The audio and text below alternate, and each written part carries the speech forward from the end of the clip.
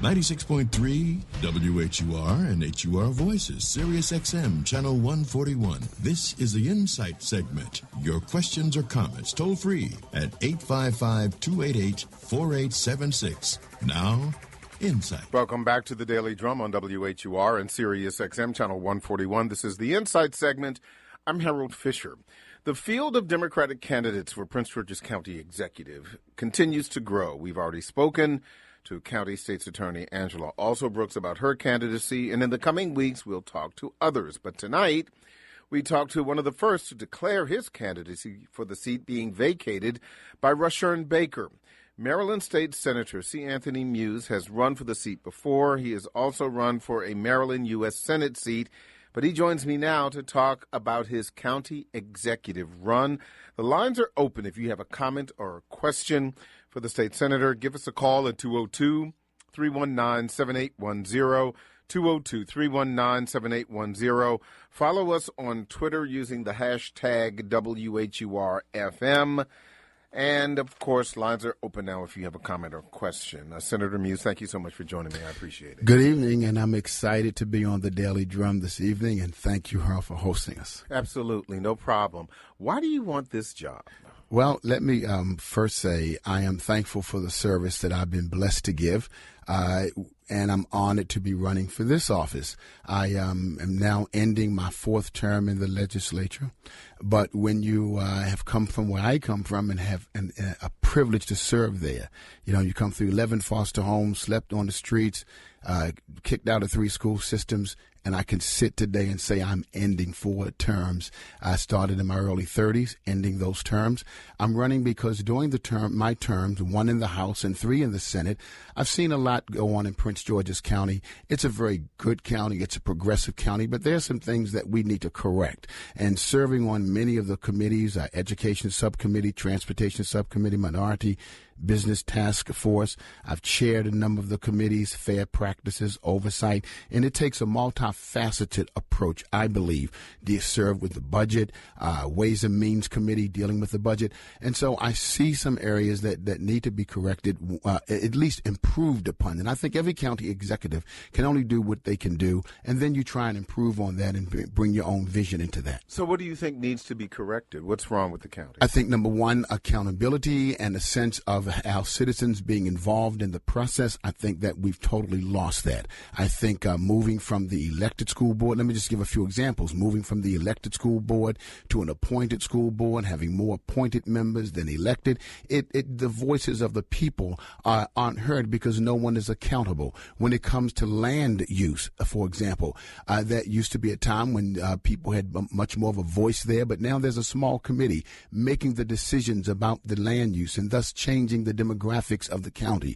People are looking up and they're seeing things occur in their communities, and they've not even had a chance to deal with that. What do you mean occurred in their community and not having a chance? Sure. Let me give an example. A lady came up to me the other day. She said, I live across the street, and I found out that this big mega liquor store was coming across the street. I didn't know it was zoned for that or even had been rezoned for that. And besides that, there are 3 liquor stores in the area. Can't we get something else in the area in the area besides liquor stores? I did not know that it was coming.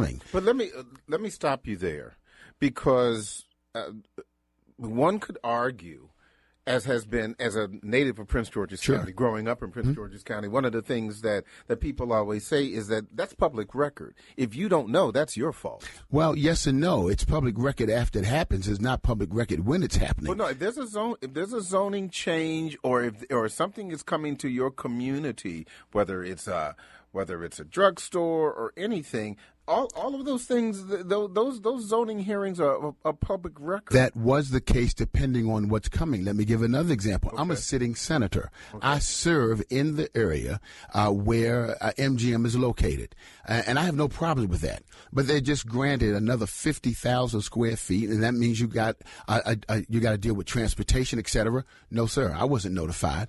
And the communities that I visit, as I visited last night, and the civic associations, they certainly didn't know about it because there was a ruling that came down by Judge Nichols and others that said that it didn't have to be made by the district's committee. The district council is a committee that actually not only made those decisions and voted on those decisions, but but you were able to hold them accountable. So that's not clearly the case in Prince George's County. So if you were county executive, how would you change that, if possible? Let me go back to both. One, I would go back to the elected school board, and I would let the elected school board do their job. I would let people decide who they should be. Two, the zoning and planning would not just be in the hands of the, mainly park and planning and a few others, but it would have to go through a much more process, a much more transparent process of people actually being present in the community. I'll give you another example.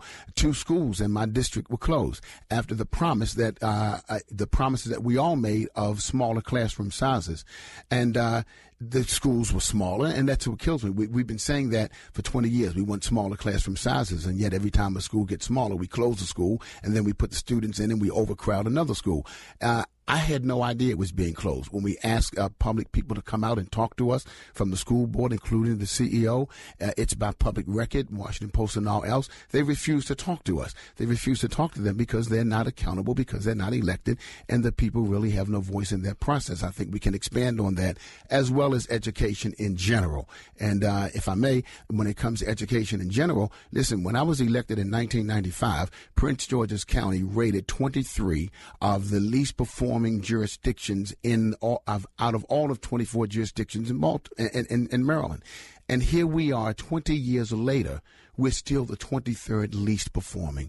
We've politicized it. It's become more of a business. And that's how I see it in Prince George's County. We're focusing more on money and contracts and all else rather than what do we actually need to do.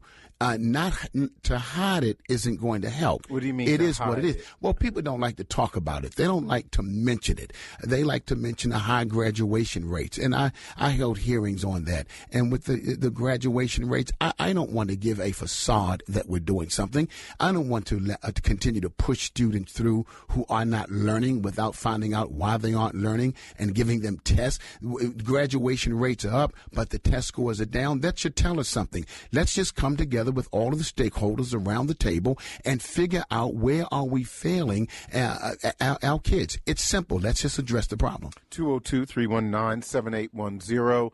202-319-7810. We're talking to Maryland State Senator C. Anthony Muse about his run for Prince George's County Executive. As you know, that seat is being vacated by Rusher and Baker. He's running for governor, but of course that seat also has term limits, so he would not be able to run, Baker that is, either way. Let me go to the phone lines. Kim, calling from Upper Marlboro. Kim, thanks for calling. What's on your mind? Oh, you're welcome. Thank you for taking my call. Mr. Muse partly answered my question. I wanted to talk about schools. When I came here from New York, Jamaica, Queens, which parallels PG County in many ways, 16 years ago, my daughter was in the 5th grade, and the schools were terrible. And I advocated I visited schools often, so she did all right. But I thought it would get better. And here now, my grandson is 3 years old. He can't get in Head Start because the program was run so poorly that we lost those federal dollars. I had never heard of anything like that before. What is he going to do about our youngest students and how do we improve our system? Thank you for calling. The first thing that we need is a leadership that's accountable to people, and we need to look at what we're doing. I don't mean to be disparaging about anyone. I love them all. They're all my friends. But here's some weaknesses. When you hire a CEO and you give them $1 million signing bonus and you pay them an average of $400,000 a year, I expect to see results. What was said when we changed this whole process from elected to appointed, and the exact words were, if it doesn't change, hold me accountable. In 2018, hold me accountable. What would I do differently? First of all, I would make sure that the school funding is up. We have the casino. We promised people that the money from the casino was going to go into schools, and I happen to know that the money is not going into schools. We have the same maintenance of effort as we did last year. When it comes down to which courses we need to look at, when it comes down to vocational training, there's little to no vocational training. doing. Our teachers are not motivated. Those who cafeteria workers, maintenance workers, they're paid $9 an hour, and they look and they see a top-heavy board of 14, 15 persons making more than $125,000, $150,000 a year doing nothing. I want to put the money directly into schools. I want to put the money into our teachers and into teachers' aides. I want smaller classroom sizes. Yes, that will cost money, but if we took just the money that we said was going from casinos and everything else that we said, gee, we're doing this for education. If it really went to education, we'd have the money to accomplish that. Okay. Kim, thank you so much. 202-319-7810. 202-319-7810. We're talking to Maryland State Senator C. Anthony Muse. He is running for the Prince George's County executive seat. Let's go to Wilbert. Wilbert calling from Mitchellville. Wilbert, thanks for calling. What's on your mind? Well, number one, I just want to thank you for having the great senator. I worked with him for years, top notch. Senator, I'd like to ask you one simple question, and that is, if you had to rank the simple problems that Prince George's County face, I've listed 5 of them, and I want you to articulate what order you would put them in. I have trash, tax, school system, gerrymandering, and an increase of minority businesses in Prince George's County. And I also want you to elaborate on what I read in the article about state senator and our present county executive asking the county for a 15% increase when we are bound to trim. So you can take those. Let me try this. Let me try this in 30 seconds. Let me try this in 30 seconds. You can take your time. I've still got about 3 minutes before the break. Great. Go right ahead. One, you mentioned what was it that you mentioned about the senators? Yeah, I think he was talking about trim, the cap on tax. Oh, the 15%. Well, that was the wrong way to do it. First of all, we promised our people that we would make the case and come back to them if we were going to raise taxes. Secondly, a 15% tax hike was way too high. When I have seniors, their income goes up 1% a year, and we're going to raise it 15%. Thirdly, we shouldn't have had to do that because we promised people that we were going to get so much money from the casino that we would not have to raise their taxes. And if you were going to do it, you don't do it the way it was done. You come in, you talk to people, you engage people, you tell them where the money is going. Relative to your first question, if I can remember each area, I would say education is definitely number one. That's very important to us. I would say, we have to clean up our streets. I would definitely, and I was the first to say, we're going to go back to 2 days a week picking up trash. I know people are where they are, and that depends on where you live. Thirdly, when it comes down, you mentioned gerrymandering. What you mentioned, smaller minority businesses. Listen, in Prince George's County, less than 1% of the major contracts go to black businesses in our county. You've got to talk about that. You've got to talk about the fact that it's their tax dollars. We're supposed to be growing businesses, and we need to do just that. I want to open the process. It needs to be opened. It should not be controlled by a few developers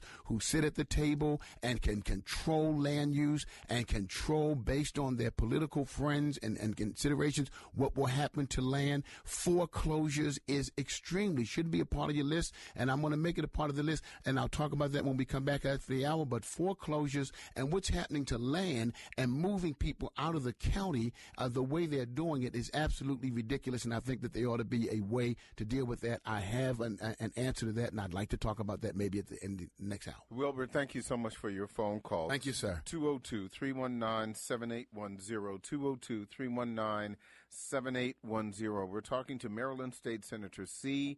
Anthony Muse. He is running for Prince George's County Executive, that seat being vacated by Prince George's County Executive Rusher Baker, who is running for governor. I need to take a break in just a bit, but I want to let you know that lines are still open.